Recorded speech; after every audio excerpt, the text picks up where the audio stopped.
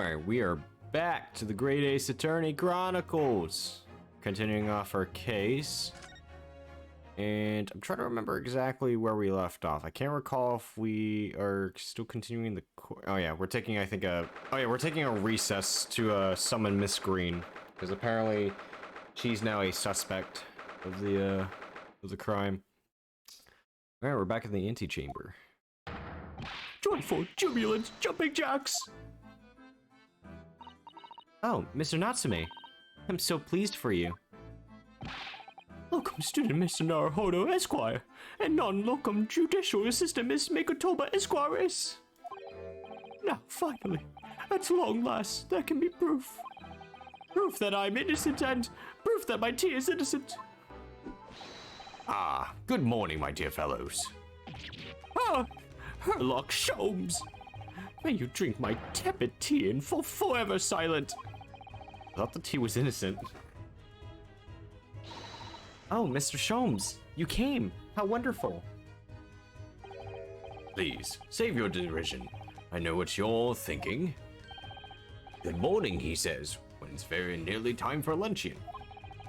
The scorn is written clearly across your face. Nobody said or thought anything of the sort. Ah, the truth is, I was determined that today would be the day. As sleep seduced me last night, I thought, tomorrow for once I shall not oversleep.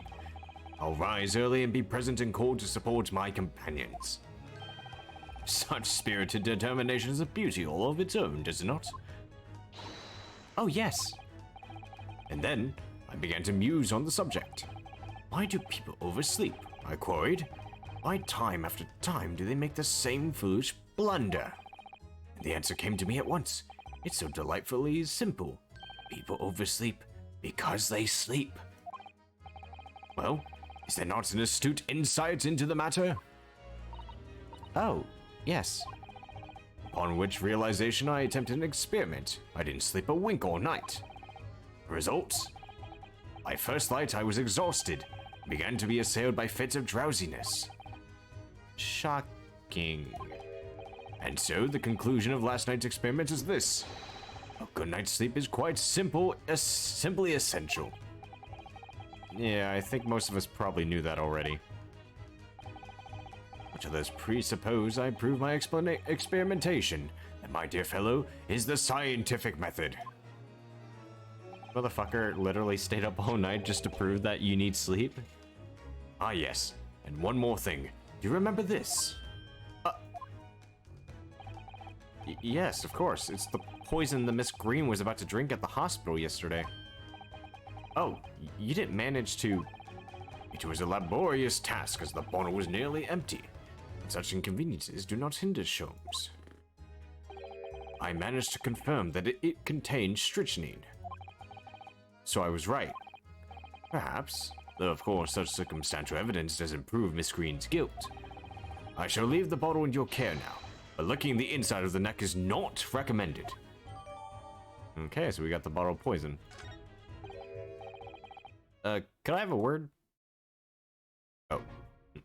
Do I have a word? Ah, Gregson, how good of you to come. Fuck you.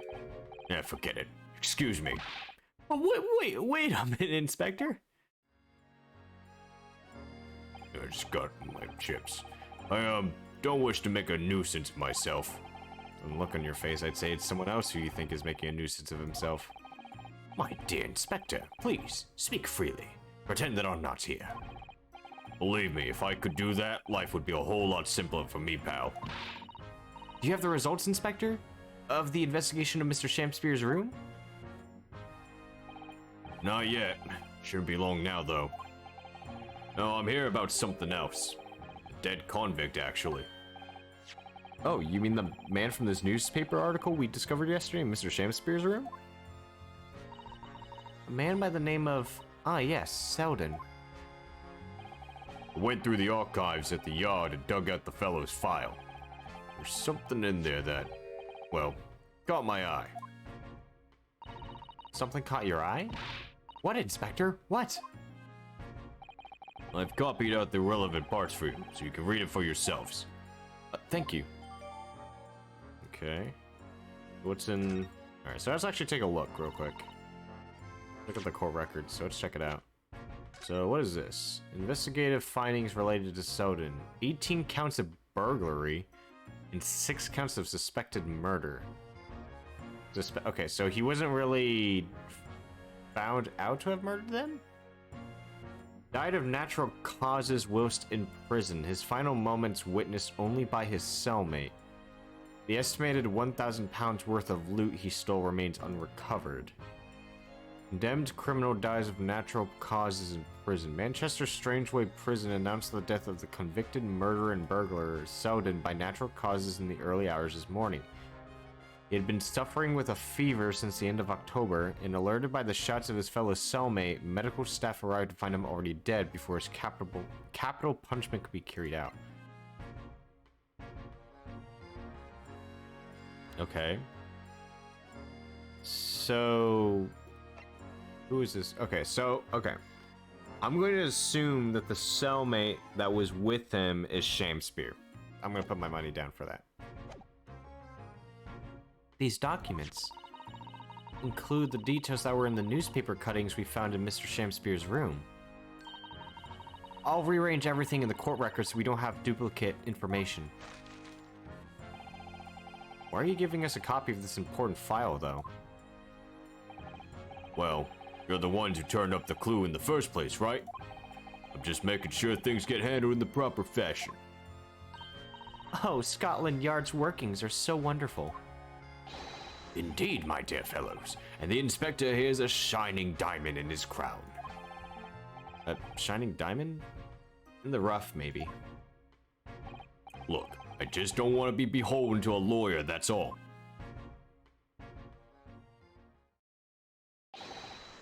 Counsel for the defense and the defendant. Court proceedings are about to resume. Make your way into the courtroom at once. Well, I shall leave you then. I'll be listening with interest from the public gallery, not nodding off at all. Certainly not. Thank you, Mr. Sholmes. I'm rather tired of seeing Mr. Mustache in floods of tears, personally. So, the best of luck to you. Welcome, student to Mr. Narhoda Esquire! Yes, Mr. Natsume? It's time, isn't it? Yes, this is it. Miss Olive Green and Mr. William Shamspear. This is going to be the final battle. Oh boy. I won't really have saved Soseki-san until I've exposed the whole truth of everything that's been going on. But it's all coming to head now. You can do it, Rinosuke. You have to.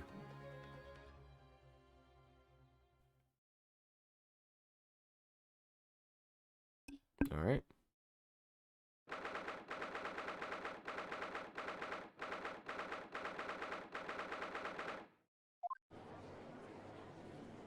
Here we go, we're back. In the name of Her Majesty the Queen, I hereby declare this court to be in session again now. Before the recess, we heard a most startling accusation from the defense. Namely, that the victim of the case we heard here only a few days ago is the true perpetrator of this incident. A reckless, rash, and prejudiced charge of wrongdoing is my opinion, my lord. However, the prosecution has tried to extend every courtesy to this amateur newscomer from dubious eastern shores. Thank you. For that backhanded consideration. A rather cold assessment from the honorable British prosecutor, I must say. So, Lord Van Zieks, is the new witness present and ready to take the stand? Ready and waiting in the witness's antechamber, my lord. Ah, good. Well then, bailiff, bring the witness in. Here you go. She's right here. She also got a painting stand. Witnesses, state your names and occupations for the court, please. William Shamspear, my liege. For mine occupation, I can say only that I be a tragic victim to be pitied. Currently unemployed, in other words. I'm Olive Green. I'm a fledgling artist. Well, no. Not a fledgling, really. A hopeless failure who's too weak-spirited to admit she has no talent, I suppose. Also currently unemployed, in other words. What a Conteri. Or Koteri. Mr. Shakespeare? My lord, I am thy humble servant. I'm afraid that you are no longer merely the victim in this affair.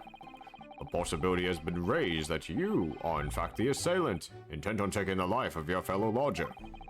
The part you have played in this whole business will be thoroughly scrutinized, I assure you. I would for naught else, my lord. And Miss Green, Yes? you are aware of the reason you have been summoned to this courtroom today, I presume? Yes, the officer did explain. He said I poisoned this ridiculous buffoon. And, do you accept the charge, Miss Green? I don't know anything about any poisoning. And I don't know anything about this man. Come, lady. Die to live. Verily, I know not thy prickly pea-pigoneted personage. I butchered that word. Okay, well, very well. Let us proceed with the matter at hand. That being to ascertain whether or not Miss Green has any involvement in this affair. It's all very strange. Very strange indeed. Why would you suspect me? I barely ever go to the East End anyway. It so happens I passed by that neighborhood 6 days ago. That's all. And on the night that this man was poisoned, I was still in the hospital fighting for my life. Yes, having been unfortunately caught up in the incident on the streets outside the Garrett household. An incident that rendered you unconscious for some 3 days. I was struck in the middle of my back by a knife, though no fault of my own. And now I'm under suspicion? What other irrelevant things might I be suspected of? It's all very disturbing. Your energies may be better spent worrying about random knife attacks, I feel, Miss Green. At this point in time, all that appears to connect you with Mr. Shamspeare's lodging is the Briar Road incident of 6 days ago. That's why we would like you to testify formally now about exactly what happened. Oh no. The incident 6 days ago? You mean you want me to relive that awful accident? Unfortunately, yes. Please tell the court what happened that day. And of course, we will be interested to hear from you about your movements that day too, Mr. Shamspeare. Eh? But what happened 6 days ago has nothing to do with me being poisoned. Let us proceed then. The witnesses will present their formal testimony to the court. On the subject of the incident that took place on Briar Road the evening of the 17th of February. Oh, fuck. I'm so fuckity. It was 6 days ago at about 5 p.m. I was walking along in the snow when I was suddenly stabbed in the back. Coincidentally, it happened to be just outside the house where the men in this case have their lodgings. I was at the tavern on the eve of which thou speakest. I bespoke my supper. It was the first time I'd been in the area. I had a little matter to attend to, that's all. Anyway, I was admitted straight to hospital, so I knew nothing about all of this business. Yes, the second incident inside a week at what I believe to be aptly described as the haunted lodgings. One can only presume this is a most unfortunate coincidence. Meanwhile, you say you were not in your room, Mr. Shamspeare. 'Twas the following morn when I did awaken that I learned of the dire events. Mary, what a commotion did the officers of the law make on the floor above mine?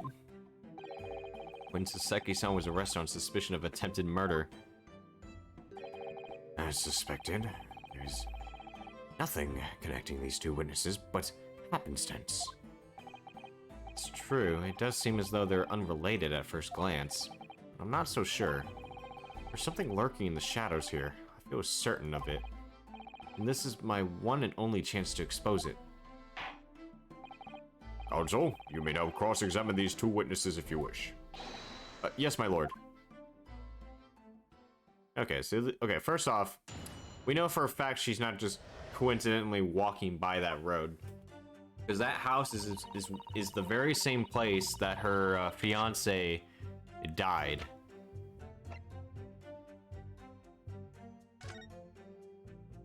Yeah, this man. Alright, I'm gonna save. I'm just gonna take a random gander, but I'm gonna present it, and if it fails, I'll just go back. But yeah, I'm pretty sure.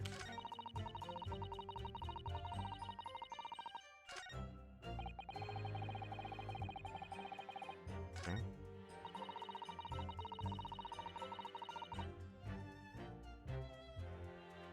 Alright, I'm gonna present this. It's a long shot, but I'm pretty sure she wasn't there because... Objection! Okay, so... Obviously not, so... Alright. Yes, I know, save's coming. Alright. We'll just go and press everybody. I'm well acquainted with the case. I'm sorry you had to go through that.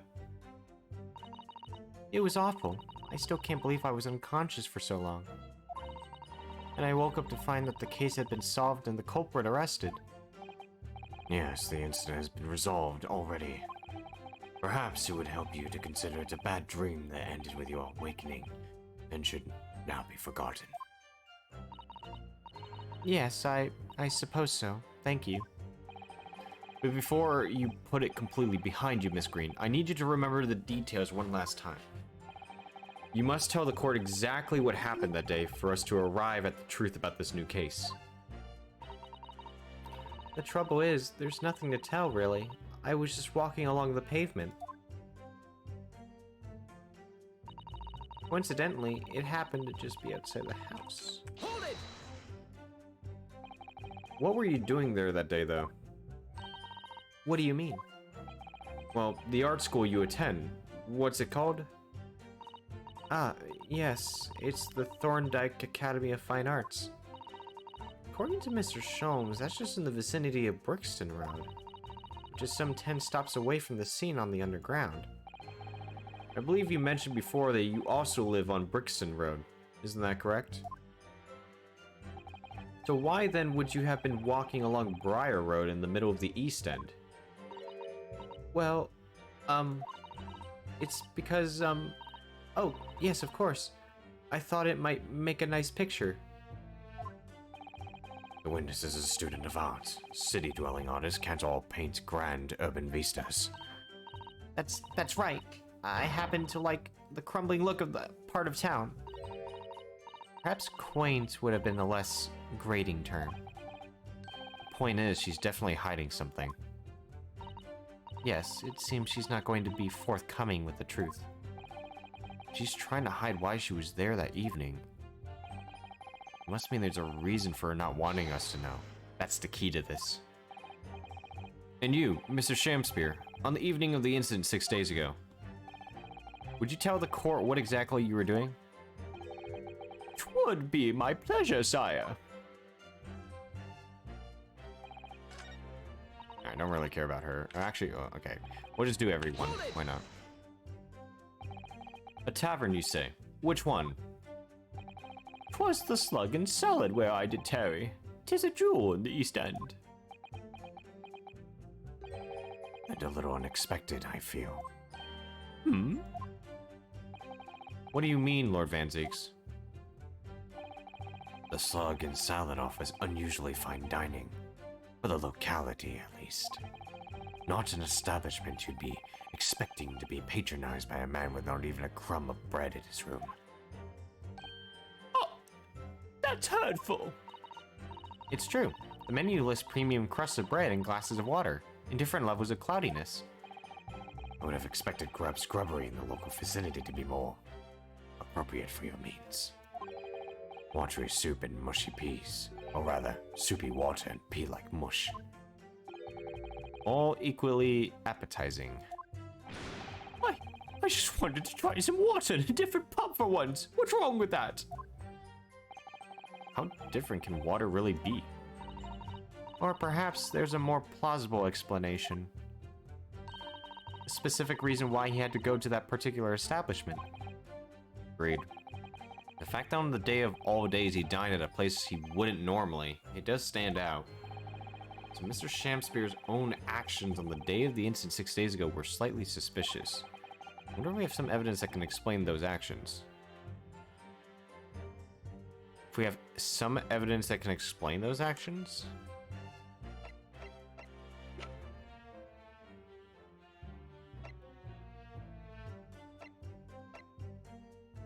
Hold on, let's look at the history again. Okay. The fact that on that day of all days, he dined at a place he wouldn't normally, it does stand out.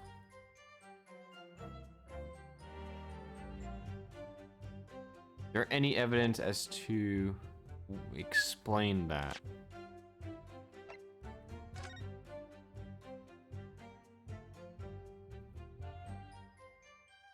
So, your books, Bourbon Books. Question is, where is this at, though?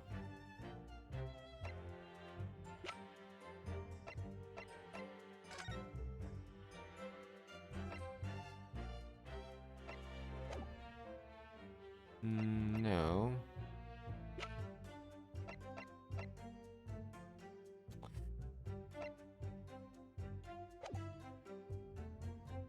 Actually, yes. The letter that we looked at stated something about meeting at a place. Yeah, I think we do. Mr. Shamspear. Yes, sire? On the day in question, is it not the case that you visited the Slug and Salad, a place you don't normally patronize? For a very particular reason? I don't know what you're talking about. Pray, if thou hast some purpose, speakest. Very well. I will present the court with evidence. Evidence that explains why you had to be at the Slug and Salad that day. Namely... Can I choose a person? No, I can't. Yeah, so the only reason that he would have been there was that he was supposed to meet Miss Green, but Miss Green got stabbed on that very day.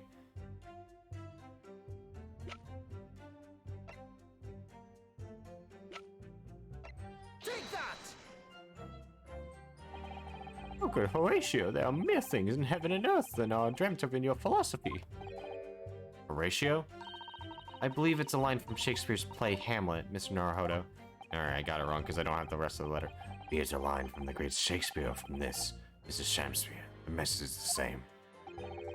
My learned Nepenthes friend is wide of the mark. Hardly surprising, given this witness's obtuse literary quotes. I do wonder if there isn't perhaps some evidence that would explain why it was the Slug and Salad he Well, I know what it is. I just don't have the letter as evidence. I think we have discussed this issue enough. Let us return to the witness's testimony, please. Gladly, I would thy bidding do, Horatio. Alright.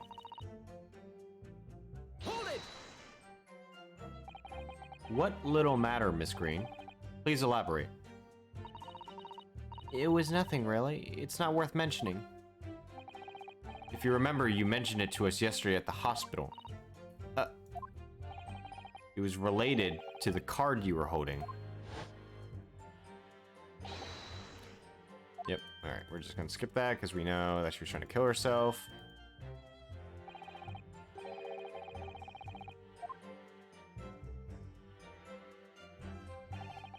From memory, I believe the card contained a note that read, I have information regarding the death of Duncan Ross. What does that matter? This has nothing to do with the Duncan. Oh, there we go. Excuse me. Yep, there it is. Mr. Shamspear, do you have something to share with the court? To be or not to be? That is the question. Ah, pray forgive me. The great bard's word springeth from within me with nearer thought. Don't tell me it's because you're possessed by Shakespeare's spirit, right? Hearing Miss Green's words a moment ago seemed to make you think of something. Something of relevance, perhaps? Eh, well, nay, sire. 'Twas nothing at all. Presumably you know the name, though. Mr. Duncan Ross, I mean. After all, you were both lodgers in the same house. I would it were so, but sadly nay. Lodging be a lonely occupation, sire. My lodging fellows be fairly known to me. So you haven't heard of him, even though he passed away in the room just one floor above yours. Miss Green? Me, my lord?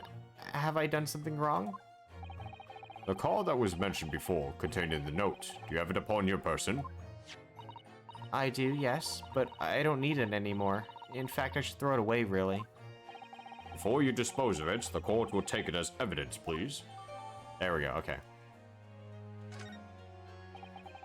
Of course, that's what links Mr. Shamspear and Miss Green. It's Duncan Ross. Now, continue with your testimony, please. Alright, so we're gonna go back.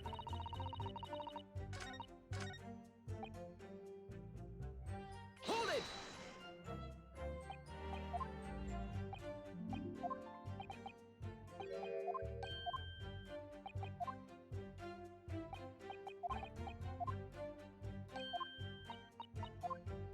Let's skip through this.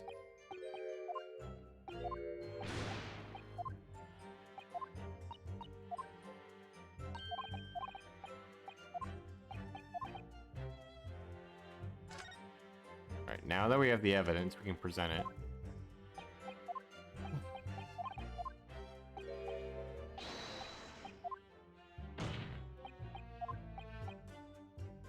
Real quick, let's read this. The envelope has been ripped open rather carelessly, hasn't it? Miss Green strikes me as the type to open correspondence more neatly than that. Ah, what is it? The way the envelope is torn, I'm almost sure I've seen that exact same shape somewhere else. Oh, you don't mean... Were you thinking of this piece of evidence, Mr. Naruhodo? Exactly, that's it. Try to match them up. Yep, it's a fit. They go together perfectly. This torn off end of the envelope clearly belongs with this card. Go. Yep, there we go.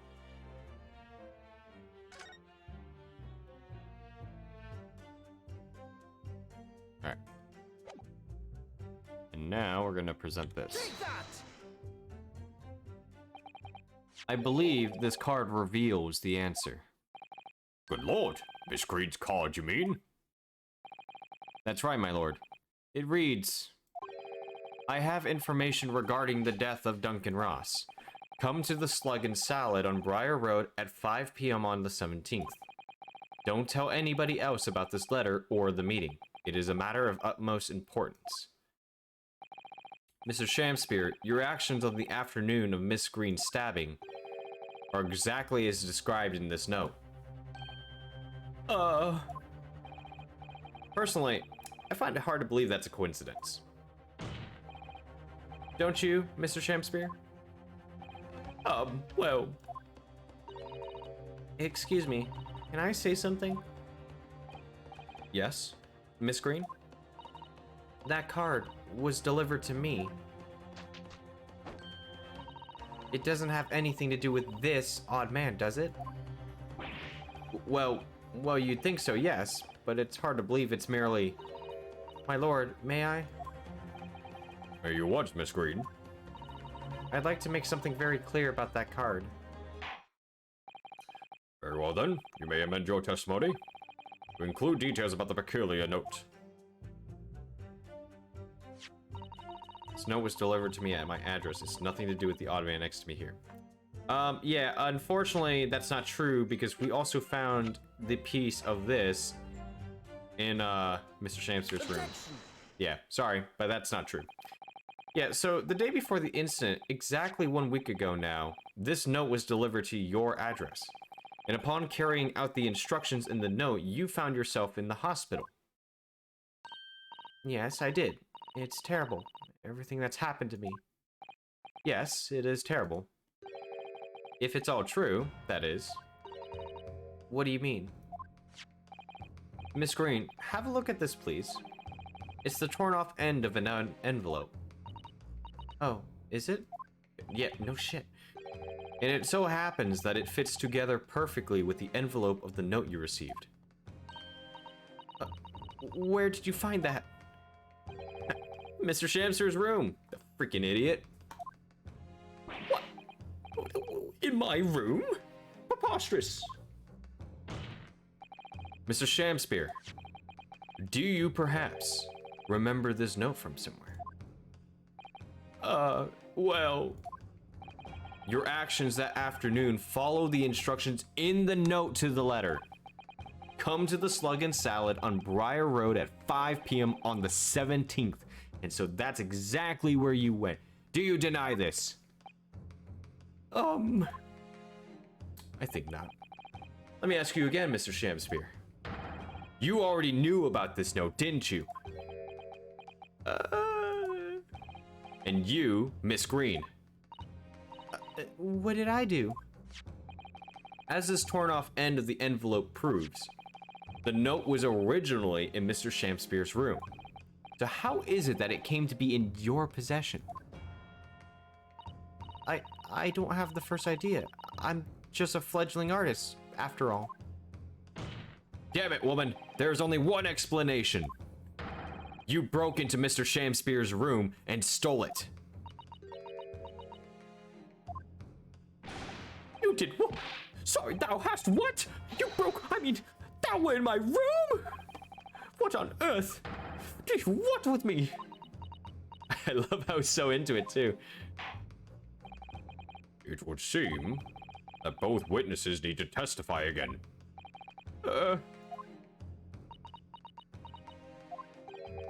Miss Green. Yes?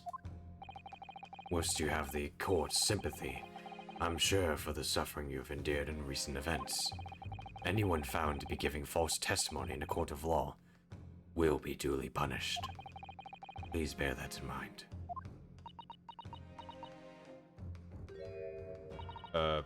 Yes, I know. Very well then, witnesses, you will give formal testimony again now. On the subject of this curious anomaly regarding the note Miss Green claims to have received. Alright, here we go. Now she's got to explain how her letter was received and how a piece of it got into Mr. Shamspear's room. I do remember now. 'Twas a week ago. Peradventure, the note was delivered unto me. On the day writ therein, I did tarry a long hour at the Slug and Salad, yet nobody came. Thereafter, on the evening I shared the company of the Japanese fellow. I did see the note had vanished. I don't know what you mean. You think I snuck into this man's room, do you? Why would I? I can point out the villain here, and as for that torn off piece of the envelope, I don't know anything about it. Okay, that is clearly a lie. Oh wait, so then, okay, wait, that doesn't make sense. Okay, so the evidence seems to point that Shamspear was the one that wrote it and sent it to her, but he claims that he received that that letter. Actually, no, that makes more sense. Actually, no, I think Shamspear is telling the truth this time, because otherwise, because like it doesn't make sense that.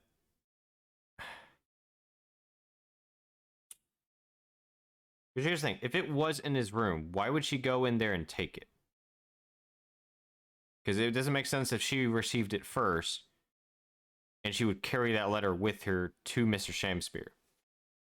All right. Anyways, You now claim to have received this letter, do you, Mr. Shamspear? Faith, 'tis so, my lord. And I would swear to have set it upon the table in my humble lodgings. Yet, 'tis clear to me now that since I returned from the tavern that night, I've not laid eyes upon it. All that being the case, young lady, it would appear that your testimony was... a lie? Is that what you think? How unfair of you to think I'm the one lying. Beg your pardon? I'm just a fledgling artist, as I said, and fledgling artists don't lie. I don't know, I mean, there's a guy named Adolf I've heard, he's a fledgling artist, and he seems to kind of lie a lot about things. That note was delivered to me at my address. Besides, we all know who the liar around here is. Okay, fair. He's lied quite a bit, but this time I actually believe him. That's true, Miss Green. How do you explain the facts? This part of the envelope was, without question, found in Mr. Shamspeare's room. I don't see why I should explain. Sorry? I'm a fledgling artist. My job here is just to say what happened. That's all. It's your job to give the explanation and the proofs. You, the fledgling lawyer. The fledgling will do his best. Evidently, my learned friend's course examination is our only hope of learning the truth. Well, counsel? I'm ready, my lord. Very well then. The defense will now proceed with the cross-examination of the witnesses. Miss Green clearly did break into Mr. Shamspeare's room. There can be no question of that. That's how she acquired the note. Yeah, two facts that are starting to lead me to a possible explanation for all of this. It's not a pretty one. But wait, hold on. Okay, so... But here's the... Okay, so... Now I need to figure this out now. Obviously, Miss Green tried to kill Mr. Shamspeare. But Shamspeare, however, went off to the Slug Tavern to find out who killed Duncan Ross. But if he was the killer, he wouldn't need to go because he already know. Or maybe if he did kill Duncan, he would have gone out there to find out who it was that states that they know. I'm not sure. This is all. We'll figure it out. It's not a pretty one.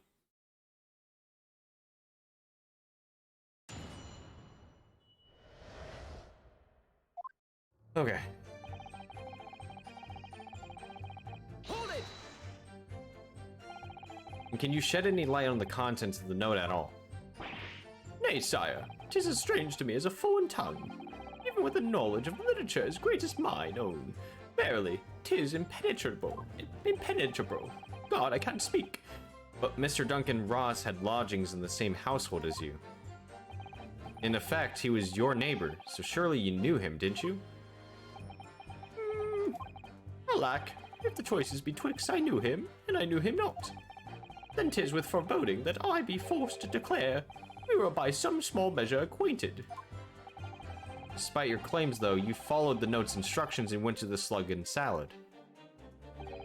Presumably, that was nothing to do with your knowledge of literature. Marry, naught will have the better of me, sire, save for the leer of curiosity. So 'tis true, I was compelled by mine own eager heart to betake myself to the tavern. Yet in the end, my curiosity was not satiated. Okay.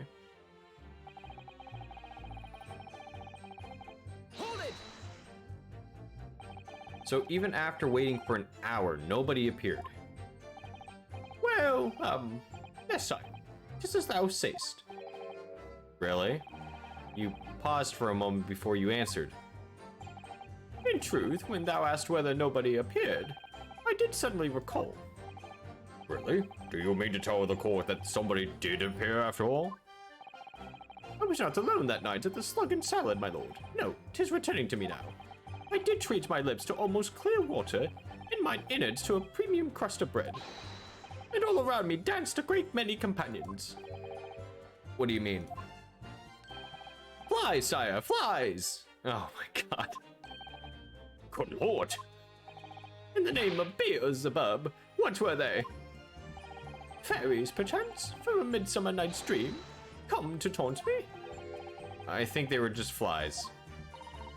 Can't help thinking that the flies ought to choose something more wholesome to buzz around. Is that wrong of me? Okay. Fucking flies, okay. Hold it! When exactly did you notice it had gone missing? Such idle thoughts near occupy my mind. I am busied with greater ideas. In other words, you didn't notice. Several days passed between your outing to the tavern and Mr. Natsume's visit to your room. Yes, it would appear that the note disappeared sometime in that interval. Such idle thoughts, Nero, occupy my mind. I am busied with greater ideas. And yet, during that time, Miss Green was comatose in the hospital, was she not? Clearly then, she could not have been stealing things from Mr. Shamspeare's room. That is true. Yes, of course. Yeah, this is weird though. So yeah, so she can't. So that is true. There's no way for her to have been able to go into Mr. Shamspeare's room to poison him prior of the time, nor could she have stolen that letter. Well, but then she still got the letter though, is the thing. So either there was someone else that managed to break in to poison him and take the letter, or she faked her comatose and was able to somehow infiltrate while no one knew. But yeah, but she was comatose, so unless she can fake being comatose. It's all some sort of misunderstanding, isn't it, Mr. Prosecutor, sir? Oh, sorry, I was sleeping. You have so far failed to give a satisfactory explanation as to how you came by the note. I am not here to advocate for your defense, madam. I won't tolerate inconsistencies in your story. You would do well to remember that. Oh, dearie me. What's Lord Van Zeek's getting at? Sorry, I don't know why I was yelling. Hold it! It seems that this note was actually delivered to Mr. Shamspeare about 1 week ago. Oh, does it? But for some reason, it ended up in your possession. I can't think of any way that could have happened except for you breaking into Mr. Shamspeare's lodgings. Objection! But for what reason would the witness have done that? I won't deny that Miss Green's position of the note would appear to defy logic. However, until and unless your involvement in this case can be proven in some other way, any further pursuit of this note is meaningless. Miss Green could only have come in to be in possession of this note by stealing it from Mr. Shamspeare's room. And yet, there's no obvious reason why she would have done such a thing. If there was some other reason she broke into this lodging, though. Yes, we should pursue that idea, Mr. Naruhodo. We're close now. I can feel it. We're so close to a breakthrough.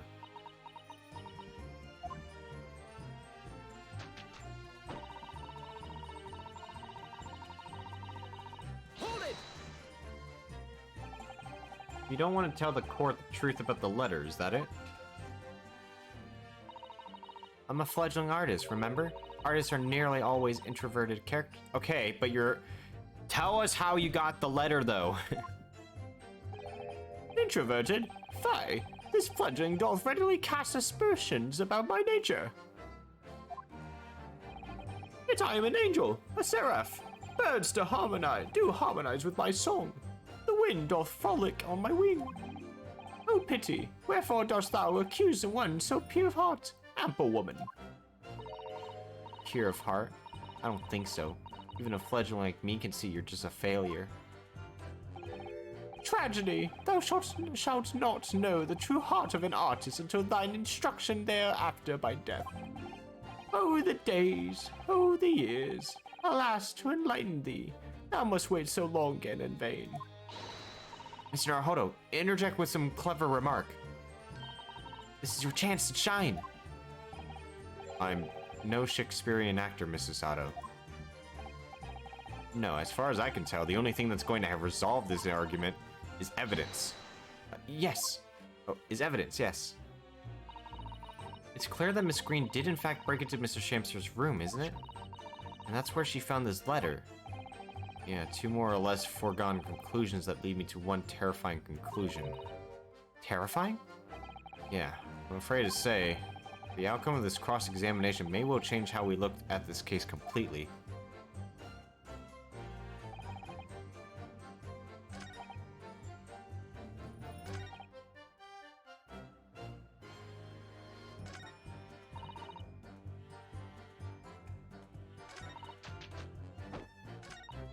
So it's gotta be something with this.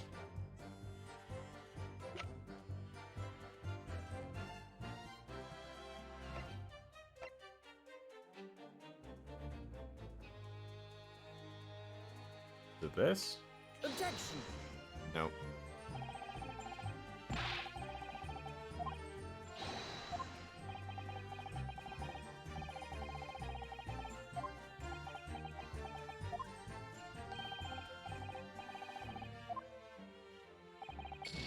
Okay.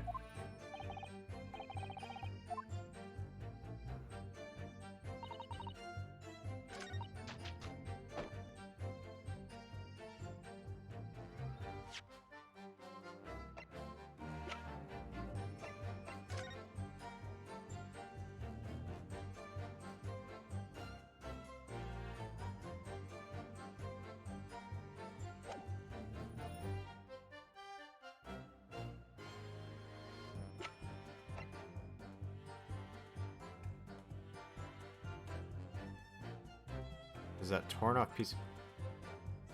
Hmm.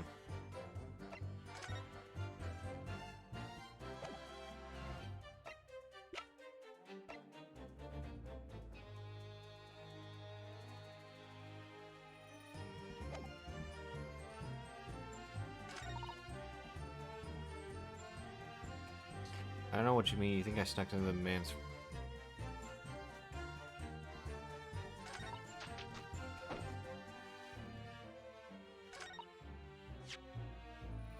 Okay, let me...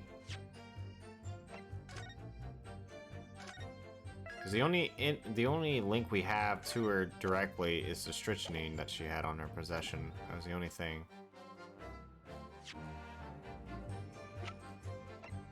Objection! There we go. Yep. It's the poison. Yesterday at the hospital, we saw you with this bottle. And though the contents spilt during the course of our meeting, a small quantity remained. According to the defense's independent analysis, Mr. Sholmes' chemistry set, the liquid that was still in the bottle was identified as strychnine. What? Strychnine? The very same poison that affected Mr. Shamspeare? Miss Green, you broke into this man's lodgings for one reason and one reason alone. To cover the end of the pipe that feeds the gas lamp in Mr. Shamspeare's room with poison. You bitch! Can this be? You broke into my room? It may seem incredible to the court, but from the remaining clues, there is only one logical conclusion that we can reach. The person who attempted to take Mr. Shamspeare's life with poison was you, Miss Olive Green. Oh dear, oh dearie. Me! Oh, okay. Is she okay? Jesus. What? Order!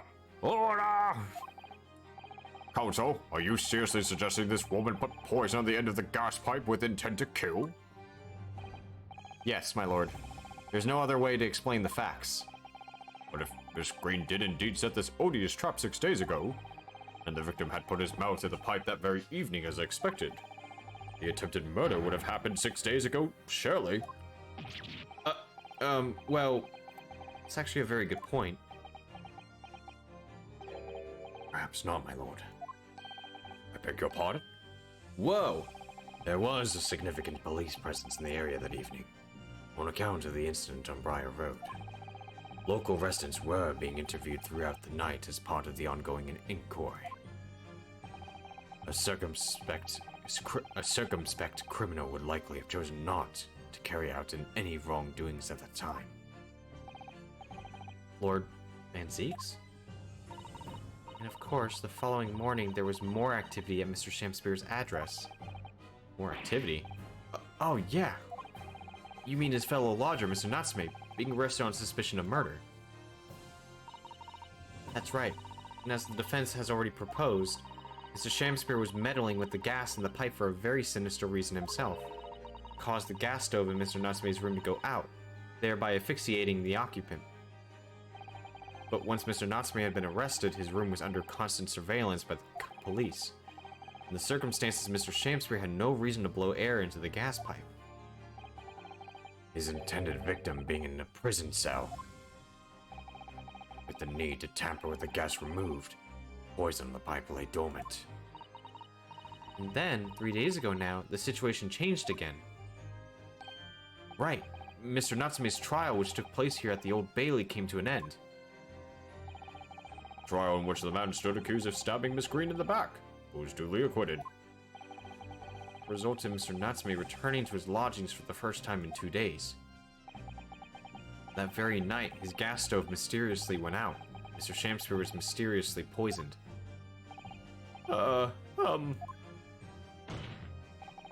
In conclusion, the poison that was present in the mouth of the gas pipe had been put there in the victim's room some 4 days earlier.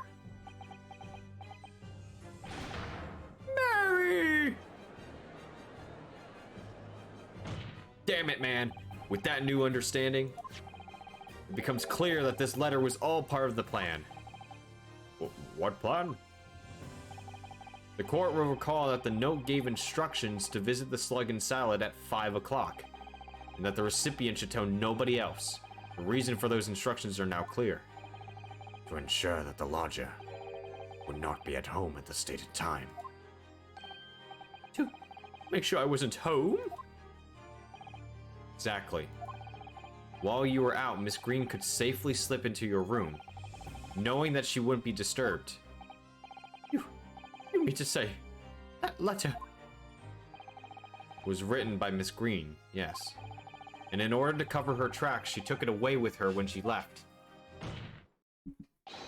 Just after she smeared poison over the mouth of the gas pipe in your room. Order! Order! What do you have to say for yourself, witness? Just who are you?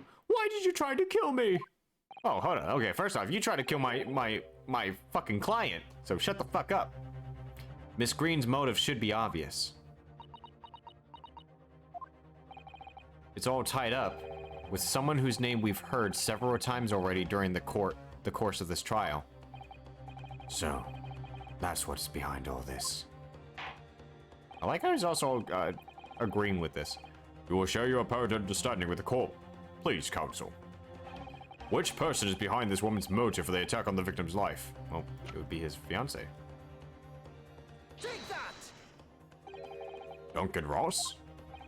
That's right. Before the defendant, Mr. Natsume, took up residence in the lodgings at Mr. Garrett's, somebody else was renting the room. Mr. Duncan Ross. I knew I heard the name somewhere else. It was all over the papers a month ago, and the man died in strange circumstances at the haunted lodgings. That does ring a vague. Ah, of course, yes, I remember now. The young man, they claimed, was strangled by the convict's curse or some such. Sadly, my lord, it wasn't a curse of any kind, nor was it an accident. The man died as a result of Mr. Shamspeare blowing into the gas pipe and causing gas to leak into the room. It was murder, plain and simple. Oh,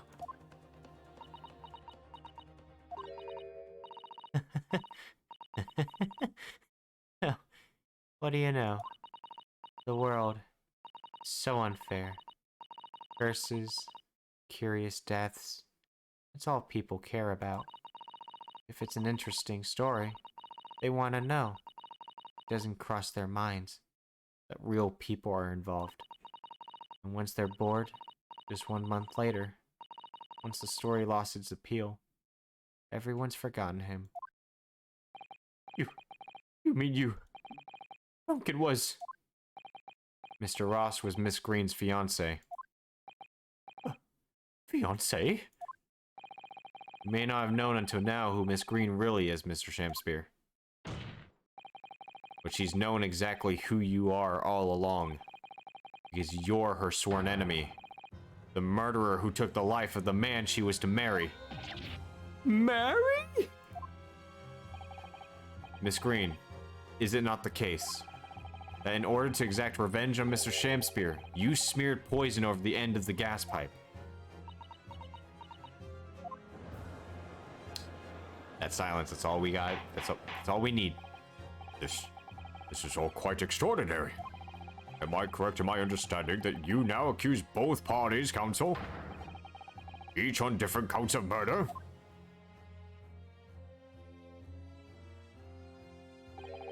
Yes, my lord. That's correct. Objection! Inhaling so deeply, it appears that my fledgling learned friend has taken in a lungful of dubious gas that's causing his judgment to be clouded. What? Why would Mr. Shamspear have wanted to kill these lodgers, as you say? You have completely failed to provide a motive to substantiate your accusation against the man. Yes, yes, that's right, Mr. Reaper, my liege. I have been slighted. 'Tis lies, all lies. I deny every utterance. You'll have to forgive me, Miss Naruhodo, sir. But I don't intend to admit to anything either. Miss Green? I'm sure you'll think I'm being very rude, but I'm not going to be sent to the gallows for the likes of this scoundrel. Objection! But you broke into the man's room. If you didn't do it to smear poison on the pipe, what was your reason? I thought I'd have a look around. That's all. Sorry? You're right. I suspected him. So I thought perhaps I might find some evidence or something in his room. Evidence that it was him who took Duncan's life. Oh, vileness! Oh, villainy! Oh, tyranny! Oh, redundity! Of women! But in any case, whenever I leave my room, I do turn the key in the lock. That whole place is falling apart. The locks and the doors are no different. Duncan showed me once how to unlock the door with some terps and a piece of wire. Oh, awfulness! Oh, artfulness! Oh, tyranny! Oh, profanity of woman!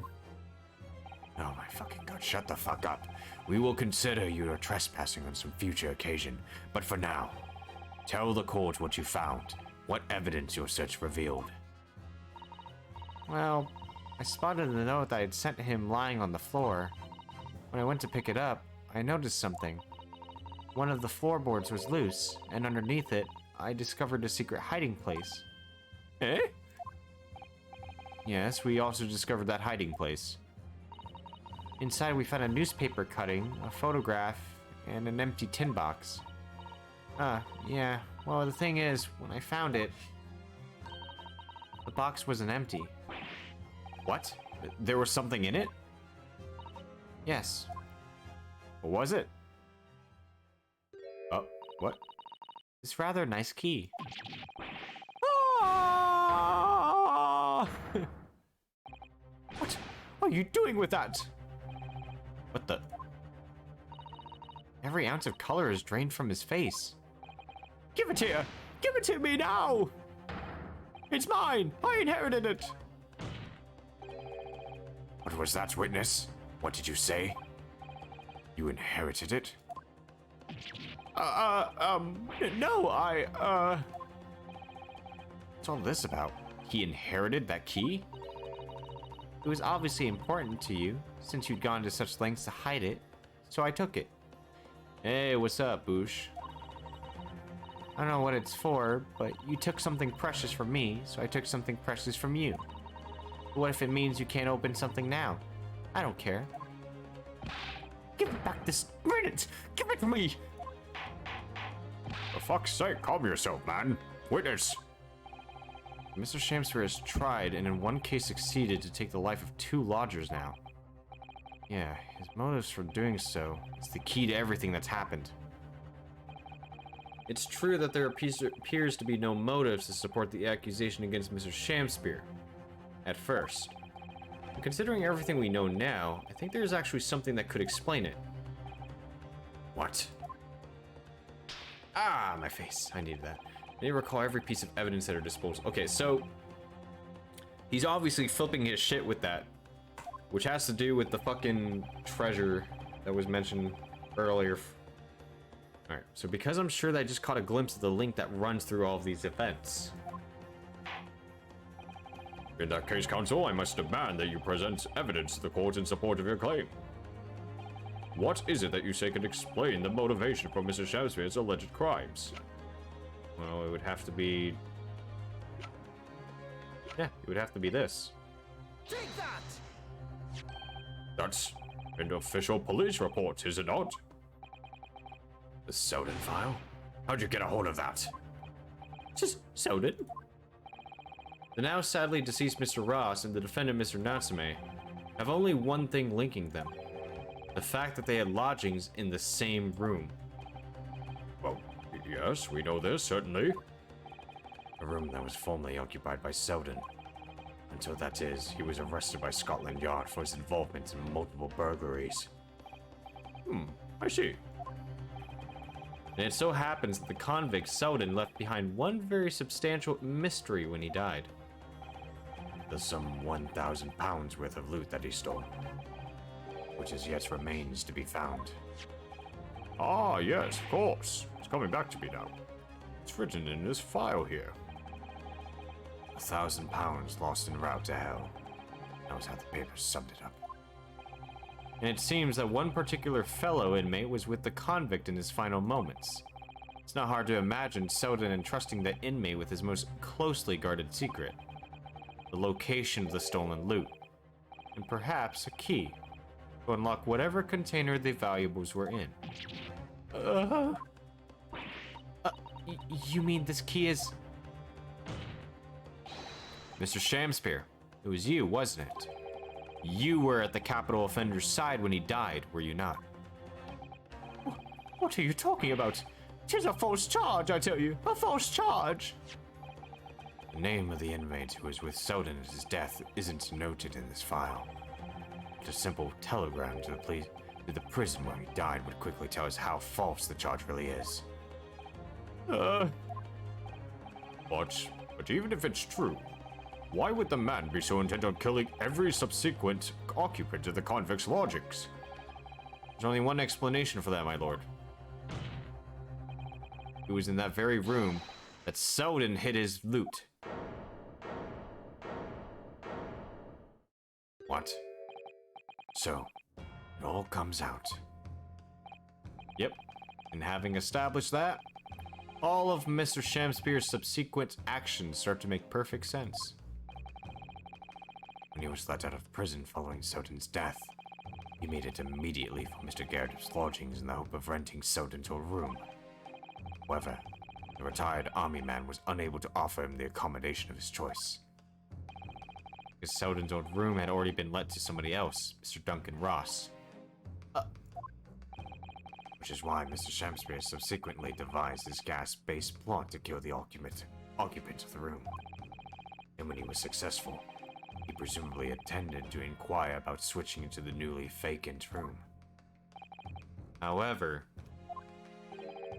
a certain jittery someone had beaten him to... How do you beat... Literally, how do you... All it would have to be... It would have to be at the same time that you're like, oh no, he died. Hey, can I get his room? This is Sasaki Natsume, the defendant of this case, no less. So you decided to use the ploy with the gas again, didn't you, Mr. Shamspear? This time to oust Mr. Natsume. All for one simple and avaricious reason. To get your hands on the 1,000 pounds of loot left behind by the dead convict. Oh,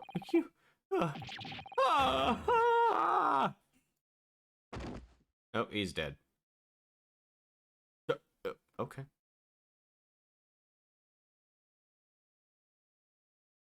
It's like, I'm gonna snuff it. Looks like I'm gonna snuff it. Oh, they get to stretch my neck. Listen. Listen, I want you to have me loot. Anything to stop the coppers getting their mitts on it. Oh, it's the Selden guy. It's hidden in the room where I was lodging when they got me. Here. This is the key to it. Take it. Always stay one step ahead, mate. You and L, I guess. Shamspear. Oh my god. Oh my god. All he had to do was be patient. That's all he had to do. Mine. What did you just say? It's mine. That loot is mine.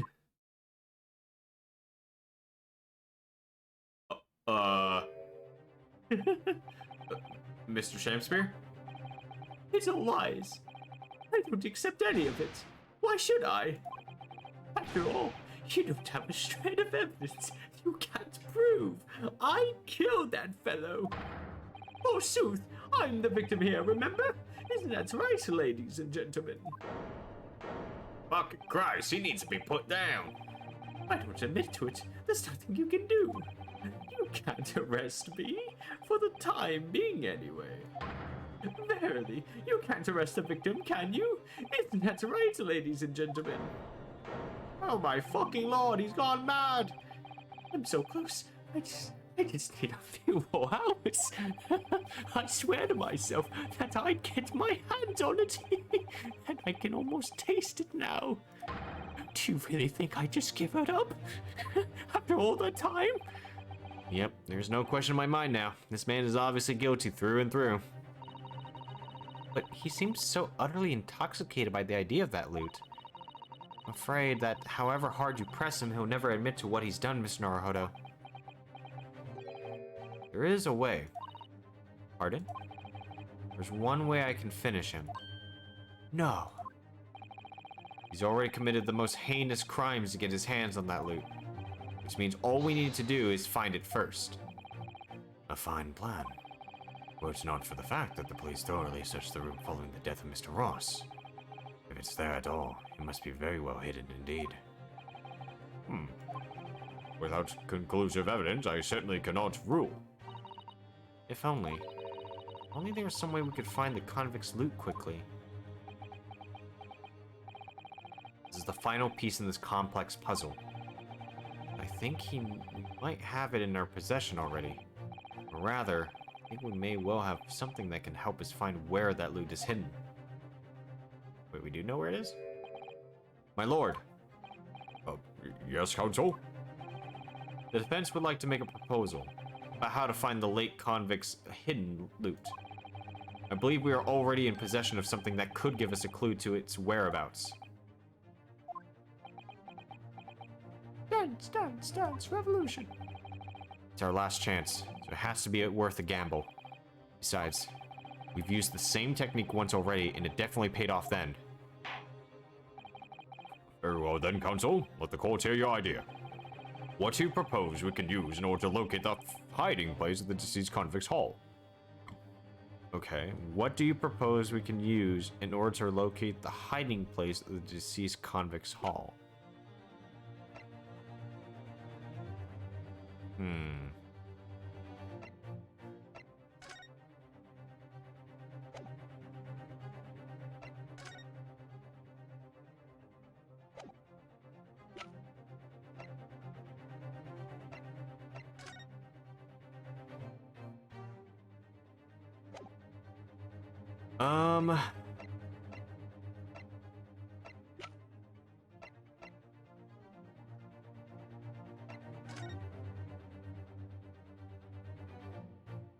Anything in this photo? No.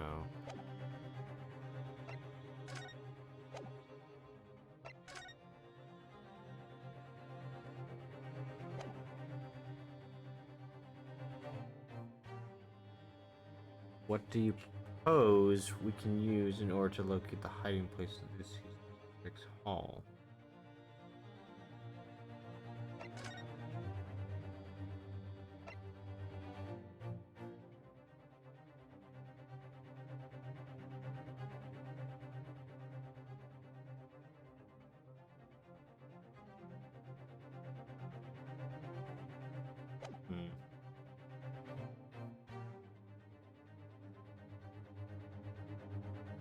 I mean,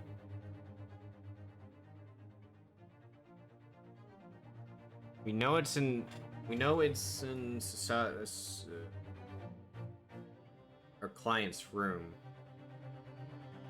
So what do we use to try and locate the hiding place of the deceased convict's hall? I mean, the only thing I can think of is the offender's file. That's the only thing. None of these really has relations to it, so it's slow-acting poison. I mean, I guess it's this. Take that! This is my proposal, my lord. Gracious, we can use that, can we? Objection! I have another idea. Stop wasting the court's time with this senseless rubbish. That is my proposal, my Nipponese friend. Ah, my pride. Ugh, his proposal was better. Already found one secret hiding place during the course of our investigation, Miss Naruhodo. Yeah, I suppose we have, though someone else beat us to it. Findings from the method we used are still in the court records, however, aren't they? I believe it's worth proposing the same method again now. Same method? Wait, what method are we talking?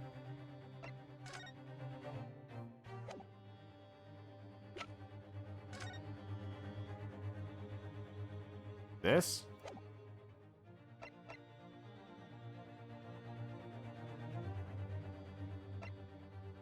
Uh...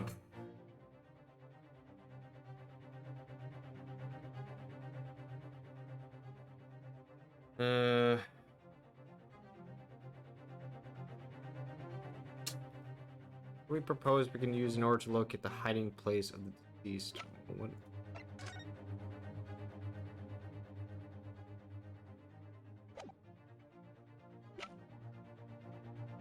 What did they say? The findings from the method we used are still in the court record, however, aren't they?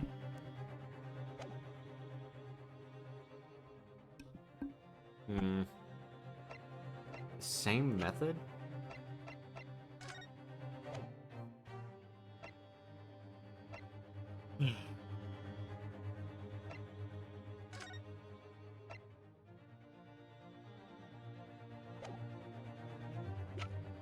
Could it be?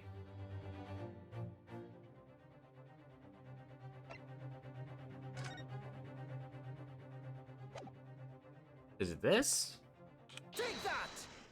Oh, yeah, that's right. We can use the fucking thing to find the finger. Okay. If I'm not mistaken, those are Mr. Shamspeare's handprints on the wall of his lodgings. That's right, my lord. Exposed as a result of the defense's independent investigation of the scene. Based on a wonderful new discovery in the field of forensic science by the great detective, Mr. Sholmes. A great detective? Is that some kind of joke? You really think I'm going to be daunted by a man with such a ridiculous title? I should think the great bard ought to recognize such a title when he hears one, Mr. Shamspeare. Ha! Fuck you, I am here. Perhaps we should compete for the honor of most ridiculous titles. Oh! 'Tis Herlock Sholmes himself! Fuck you! What are you doing here, great detective? Your usual haunts are the filthy back streets of the capital, are they not? Ah, Mr. Reaper, it's been too long. How's the wine bottles? Still throwing them across the canvas and behind the crowd behind you? And I see your complexion is worsened since we last met. Mr. Sholmes. He does know Lord Van Zieks then. Well, enough to say something like that in any case. Mr. Sholmes? Though you may be heralded as a great detective by the population at large, that does not give you the right to come and go in my courtroom as you see fit. If I may, my lord, Mr. Sholmes' newly developed scientific method has helped us to uncover vital clues in this case already. What would you say? I call them skin prints, my lord. My method identifies every location touched by an individual under scrutiny. It's the method by which we were able to ascertain this gentleman's gas pipes activities. You need only a small sample of something the individual has previously touched to make an indicator solution. In your case, sir, I used the teacup you had been holding elementary. Sorry, elementary. So now, Mr. Naruhodo. Yes? What am I to use as a sample to make the indicator solution this time? Thank you for offering to help, Mr. Sholmes. The convict was arrested. He was living in what is now Saseki-san's room. We need a sample to help locate Selden's loot that's hidden in his room. What form will the sample take? What do we have?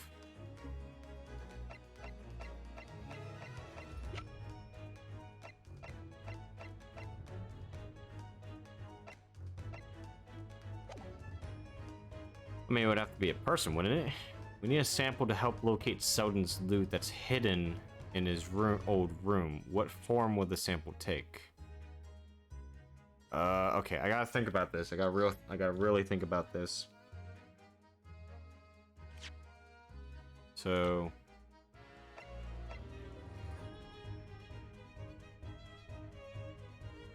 Olive Green, right? Because she would have to be the only person.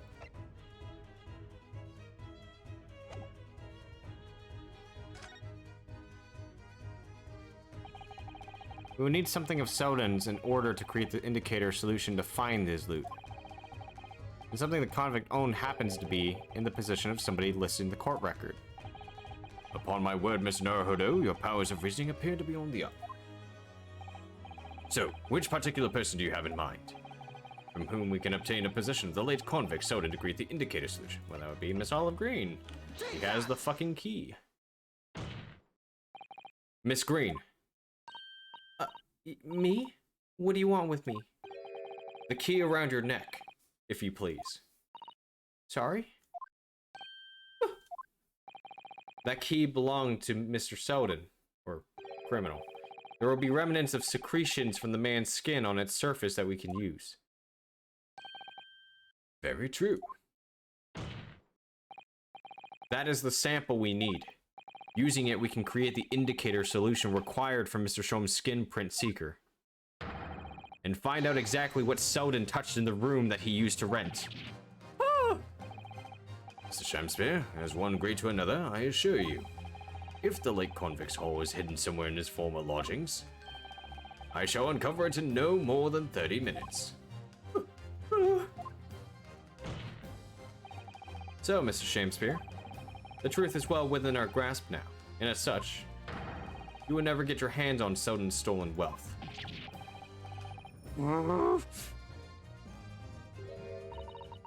In that case, I'll gladly let Mr. Sholmes have this key. No, give the key to me! The detective shan't have it! It's over, Mr. Shamspeare. No. You're out of options now. There's only one thing left for you to do. Admit your guilt. Whoa. Oh, shameful spear. Despair. Be thy name! Okay, I think that's it.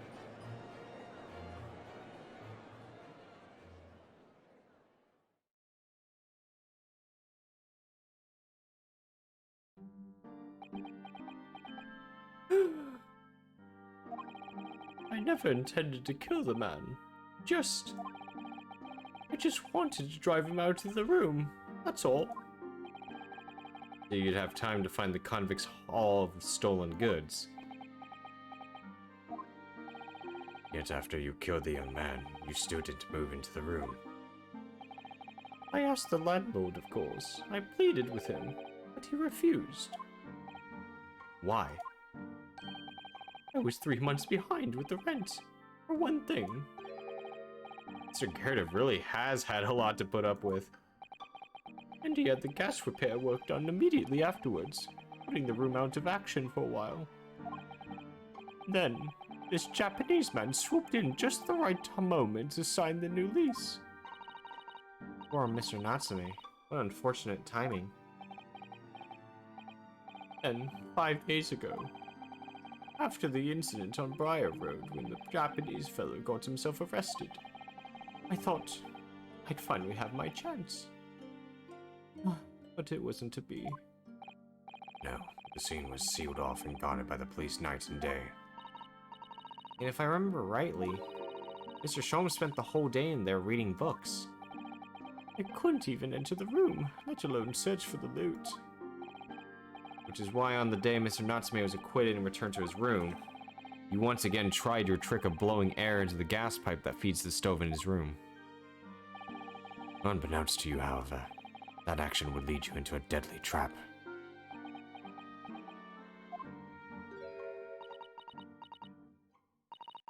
William Shamspeare? How does it go? To be or not to be?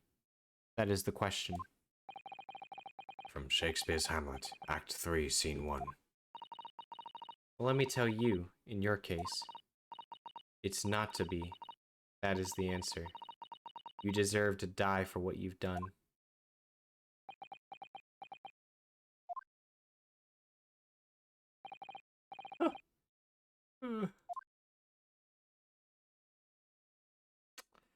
I mean, that's true, man. You did murder her fiance and then you tried to do it again with my client. At first, I really did think it was just a terrible accident. I'll never forget our conversation the night before Duncan died. Gas supply in my new lodgings are a complete disaster. You know, Olive? Gas supply? Yeah, the stove always seems to go out in the middle of the night for some reason. That's no joke. Say it's the convict's curse. Oh, Duncan, please, don't stay there. I don't care how cheap it is. Alright then. Is that important to you? I'll start looking for a new place. There are spare rooms at my house. There are spare rooms in my house. Why don't you leave that horrible room tonight? Oh no, I'd better not. We said we'd wait until we graduate before we told our parents, remember? But that was the last time we ever spoke. That very night, he fell victim to the gas. If only I'd known it was going to happen, I'd have insisted he left that horrible room that instant. But instead, all I've been left with is bitter regret. I stopped going to school, but something kept drawing me back to the house on Briar Road. I saw a stooped Eastern-looking man with a mustache coming out of the house one day when I was there. He walked up the road to Grub's Grubbery for some food, so I followed him. Sat myself down next to him. He had some watery-looking soup and started to pick a quarrel with the publican. That place is cursed, I tell you, cursed! The ghost of that convict who used to live there is trying to suffocate me! I wake up in the middle of the night, freezing to death because the stove has gone out. The room is full of gas and I can hardly breathe. The pipes have been checked, no problem there. It's like I'm the problem. That's what they're thinking. But how could that be? Duncan was gone and now this man had almost suffered the same fate. Could it really be a curse? Then I remembered. A rumor I'd heard about how the gas companies go around investigating the gas installations. A rumor? You mean? Yes. Everybody's heard the stories, it seems, about how they go around checking the pipes. Oh, anything connected to the gas can be extinguished by blowing air into the pipework. That's when it started. A little flicker of doubt in the back of my mind just wouldn't go away.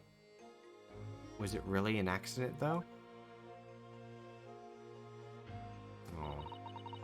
Once I had the idea, it wouldn't leave me alone. It plagued me day and night. So I bought this at one of the black markets in the East End. Black market? Never been. I just heard people talk about them, and you really can buy anything you can think of there. In some ways, being able to get my hands on this so easily made me even more determined. I had to find out one way or another. Was Duncan's death an accident? Or was it murder?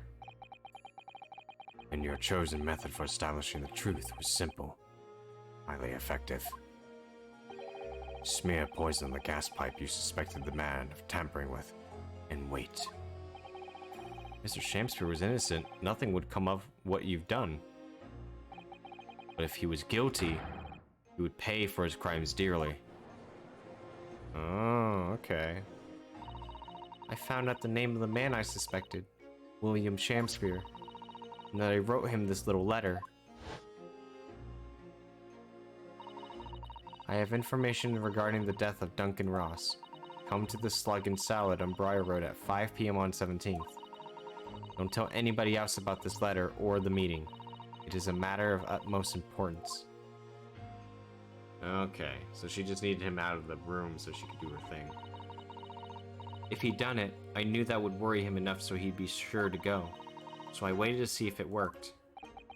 And of course, Mr. Shamspeare followed the instructions to the letter. I worked out where the gas pipe was straight away, so I smeared a good amount of the poison I'd brought all around the mouth of the pipe, all the time praying that the devil's work wouldn't be done, and that it was all just some wild fantasy. Actually, no. All the time praying that the devil's work would be done, and that the culprit would get his just deserts.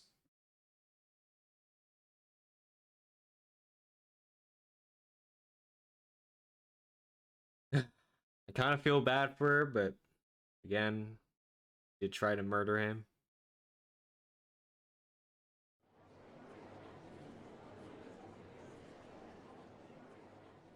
Damn.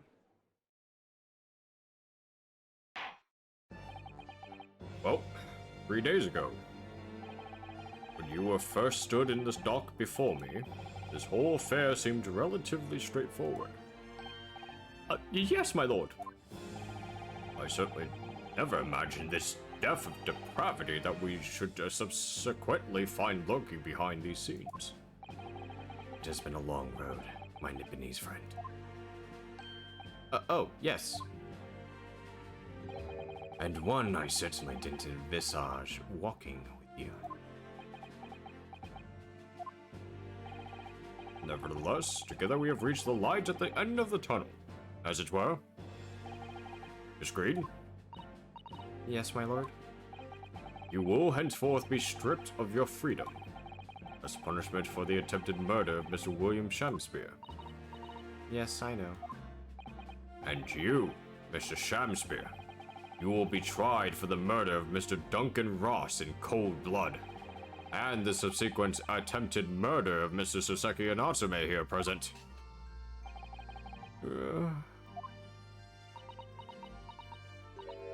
Mr. Naruhodo? Yes. Yesterday, at the hospital, when you and your friends stopped me from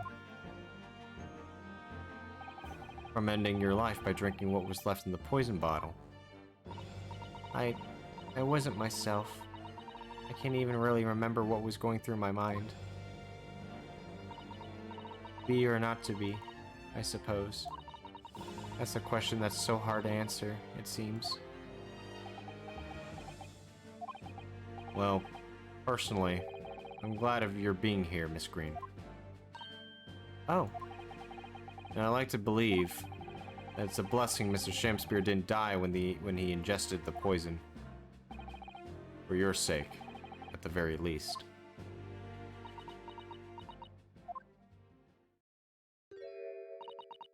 Because of you, I chose life, not death. And now, you've made the truth come out at last.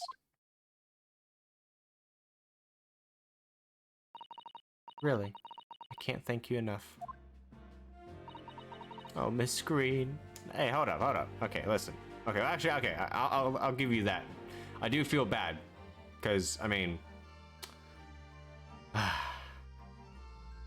she had a fiance, a loving one, and he died. Find out that this son of a bitch killed him over greed. So, yeah, that's fair. Mr. Soseki Natsume? Oh, yes, my lord. The court declares that you are exonerated from all blame in this matter. Accordingly, I would call upon the ladies and gentlemen of the jury to present a verdict of not guilty. We are in full agreement, my lord. In that case, I hereby declare defendant not guilty. Holy shit, mate! He's done it again! The great Asian lawyer! That's it. There goes our second case of this second game. Court is adjourned. Oh.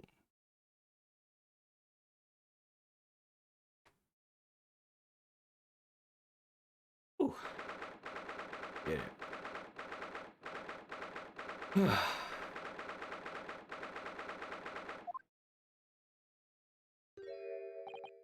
Oh, yes. Yes, at last. The divine justice duly done.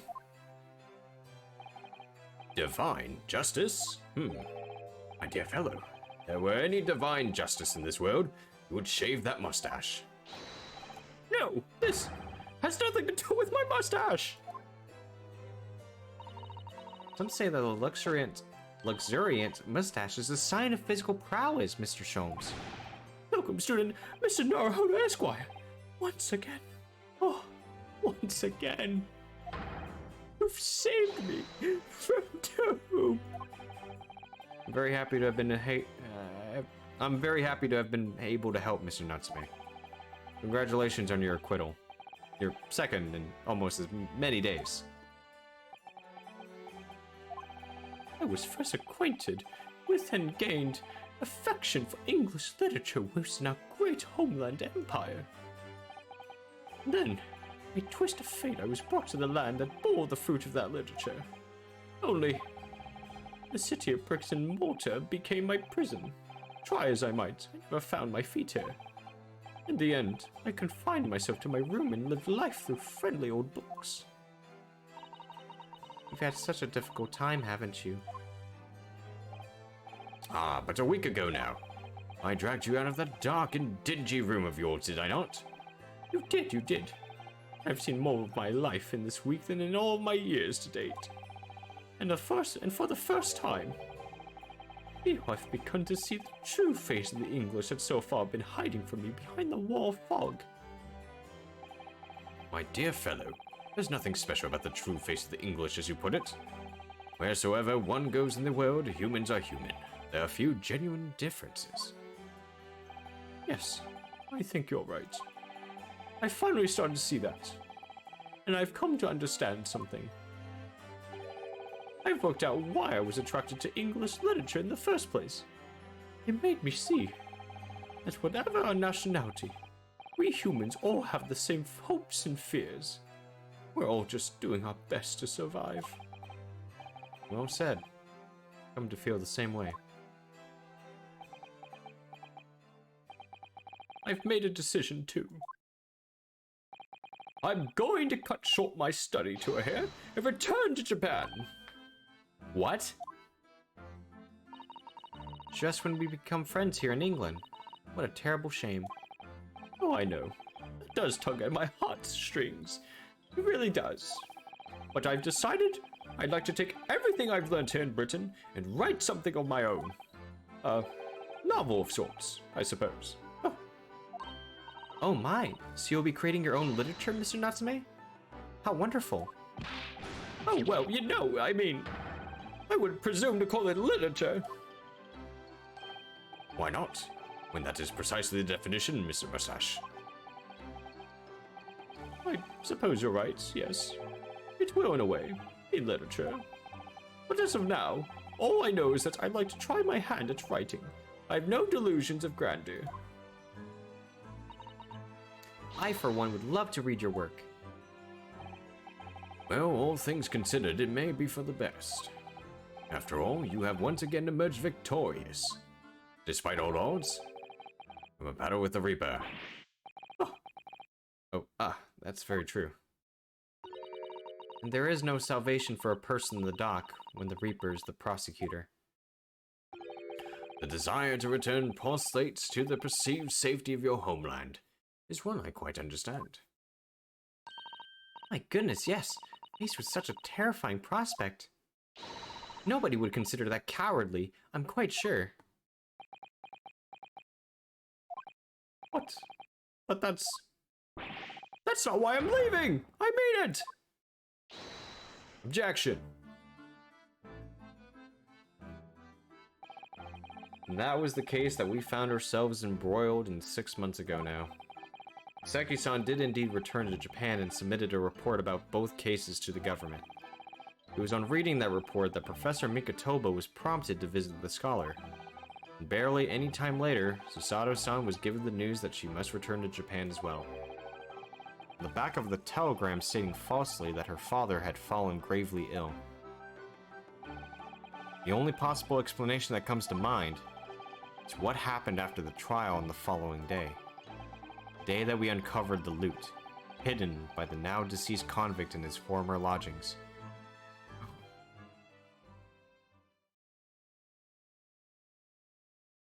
Alright, so I'm actually going to stop it right here, okay? Because I actually, well, it's getting a little late, and I need to go to sleep. But I think we've gone pretty far, so next time when I stream, I'll definitely finish this episode, and then we'll go ahead and jump into the next one. So, I hope you enjoyed this. If you did, leave a follow if you haven't. Be much appreciated. Other than that, I will catch you guys another time. Bye-bye, and have a good day, have a good night.